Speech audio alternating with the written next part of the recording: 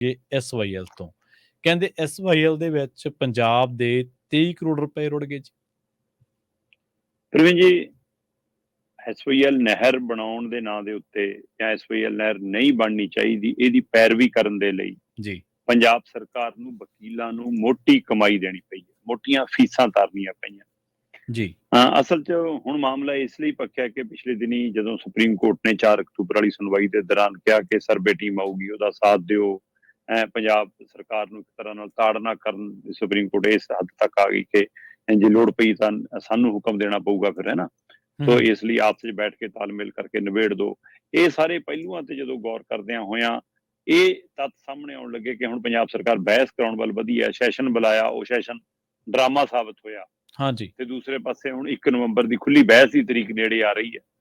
ਤਾਂ ਇਹ ਸਭ ਦੇ ਦੌਰਾਨ ਚਰਨਜੀਤ ਭੁੱਲਰ ਹੋਰਾਂ ਦੀ ਪੰਜਾਬੀ ਟ੍ਰਿਬਿਊਨ ਦੇ ਹਵਾਲੇ 'ਚ ਨਾਲ ਇੱਕ ਖਬਰ ਹਾਂਜੀ ਕਿ ਭਾਈ SYL ਦੇ ਵਿੱਚ ਪਾਣੀ ਹਰਿਆਣਾ ਕਹਿੰਦਾ ਵਗਣਾ ਚਾਹੀਦਾ, ਪੰਜਾਬ ਕਹਿੰਦਾ ਵਾਧੂ ਨਹੀਂ ਹੈਗਾ, ਪਰ ਇਸ ਨਹਿਰ 'ਚ ਜਿਹ 'ਚ ਕਹਿੰਦੇ ਬੂੰਦ ਪਾਣੀ ਨਹੀਂ ਜਾਣ ਦੇਣਾ, ਉਸ ਨਹਿਰ ਦੇ ਵਿੱਚ ਪੰਜਾਬ ਦਾ 23 ਕਰੋੜ ਤੋਂ ਵੱਧ ਤਾਂ ਰੋੜਤਾ। ਤੇ ਇਹ ਕਿੱਥੋਂ ਦੀ ਸਿਆਣਪ ਹੈ, ਇਹ ਕਿੱਥੋਂ ਦਾ ਪਹਿਲੂ ਹੈ? ਹਾਂ, ਹੁਣ ਤੁਸੀਂ ਕਹੋਗੇ ਕਿ ਜੀ ਇਹ ਅਦਾਲਤ ਦਾ ਸਾਹਮਣਾ ਤਾਂ ਕਰਨਾ ਹੀ ਪੈਣਾ ਸੀਗਾ, ਇਸ ਲਈ ਜ਼ਰੂਰੀ ਸੀਗਾ, ਪਰ ਸਵਾਲ ਇਹ ਹੈ ਕਿ ਇਸ ਅਦਾਲਤੀ ਦਰਵਾਜ਼ਿਆਂ ਤੱਕ ਲੈ ਕੇ ਕੌਣ ਆਇਆ? ਉਸ ਦੇ ਲਈ ਉਹਨਾਂ ਤੋਂ ਵਸੂਲੀ ਕਰੋ ਫਿਰ। ਹੁਣ ਭਰਪਾਈ ਉਹਨਾਂ ਤੋਂ ਕਰੋ ਜਿਹੜੇ ਕਹਿੰਦੇ ਸੀ ਕਿ ਭਰਪਾਈ ਕਰਾਂਗੇ, ਢੋਲ ਵਜਾ ਕੇ ਕਰਾਂਗੇ।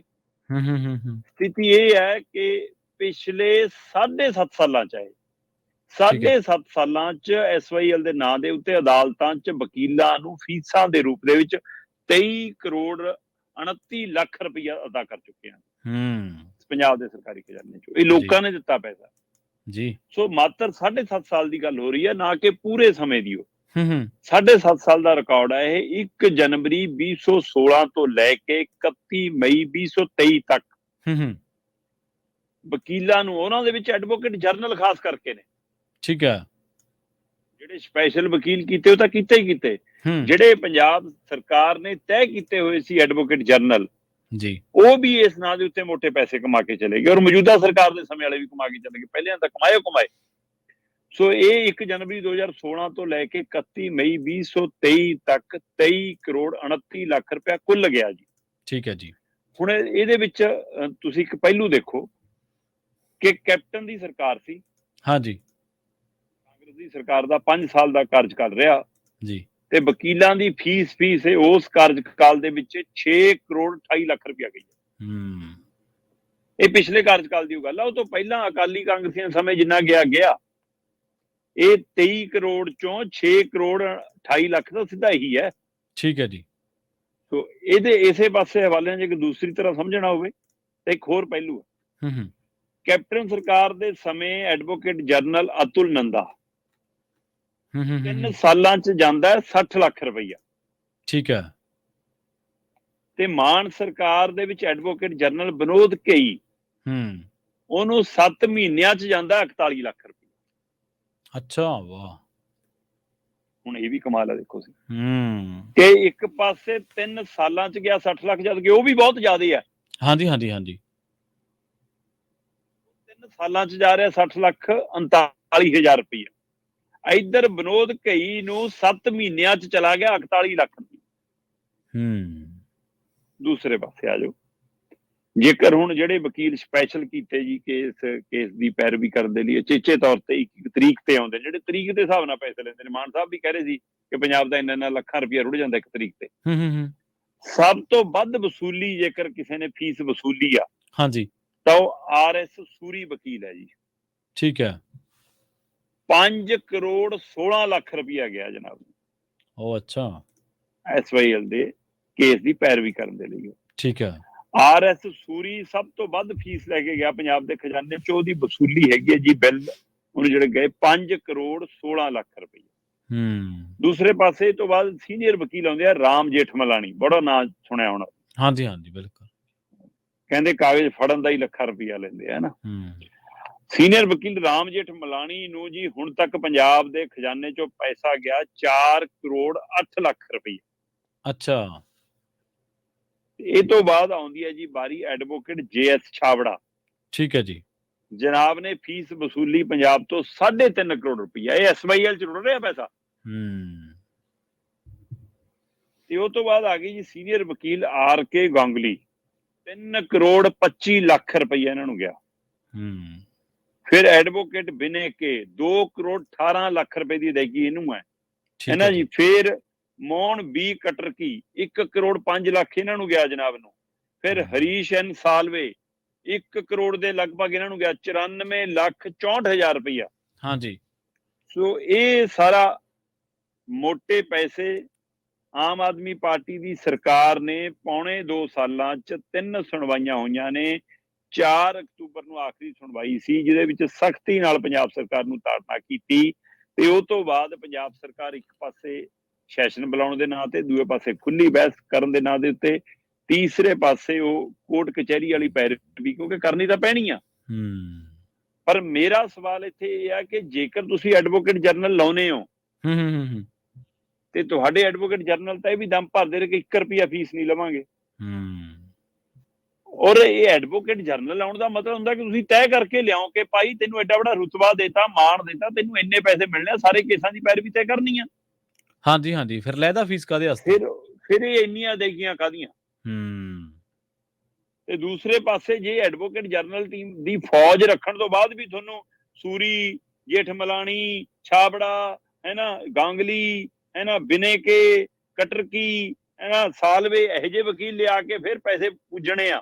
ਫਿਰ ਉਹ ਤੋਂ ਕਰਾਉਣਾ ਕੀ? ਫਿਰ ਐਡਵੋਕੇਟ ਜਨਰਲ ਦੀ ਤੇ ਉਹਦੀ ਟੀਮ ਦੀ ਫੌਜ ਦੀ ਕੀ ਲੋੜ ਹੈ ਜੀ ਫਿਰ? ਹੂੰ ਸੋ ਇਹ ਇੱਕ ਅਹਿਮ ਪਹਿਲੂ ਆ ਕਿ ਹਰਿਆਣੇ ਨੇ ਵੀ ਪੈਸੇ ਇੰਨੇ ਕਰੋੜ ਤੇ ਹੋਣੇ। ਹੂੰ ਪਾਣੀ ਦੀ ਅਦਾਇਗੀ ਨਹੀਂ ਕਰਨੀ ਕਿਸੇ ਨੂੰ, ਜੀ ਜੀ।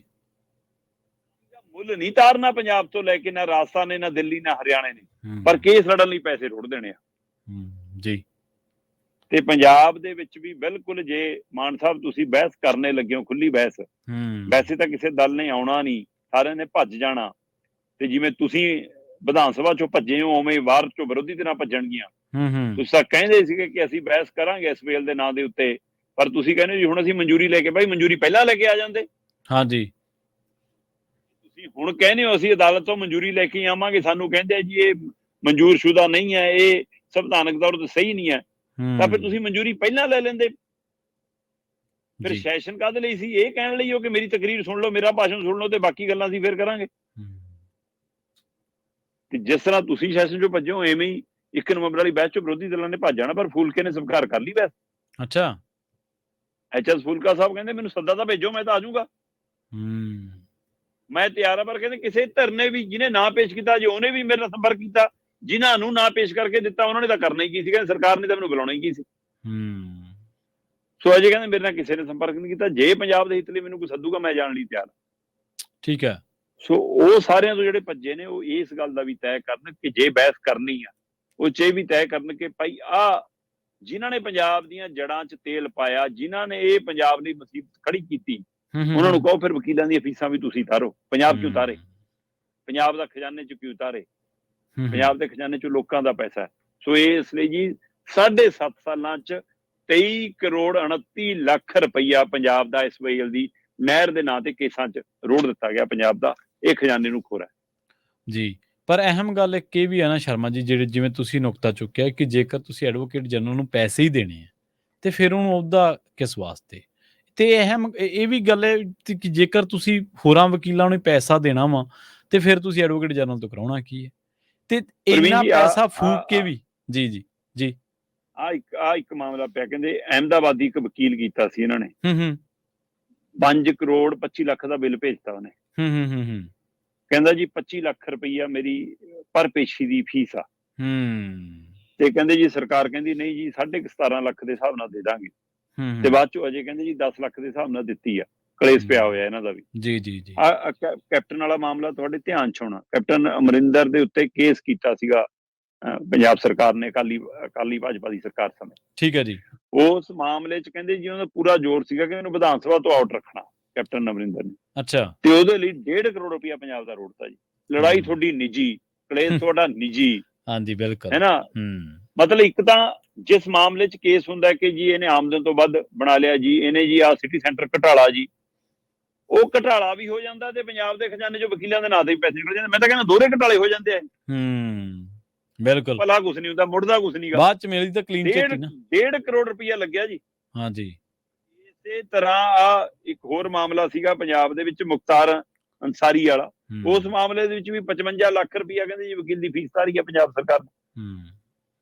ਸੋ ਇਸ ਲਈ ਆ ਵੀ ਇੱਕ ਘਪਲੇ ਨੇ ਮੈਨੂੰ ਲੱਗਦਾ, ਜਿਹਨੂੰ ਛੂਹਿਆ ਏ ਚਰਨਜੀਤ ਭੁੱਲਰ ਨੇ ਆਪਣੀ ਖਾਸ ਰਿਪੋਰਟ 'ਚ। ਜੀ ਜੀ ਬਿਲਕੁਲ।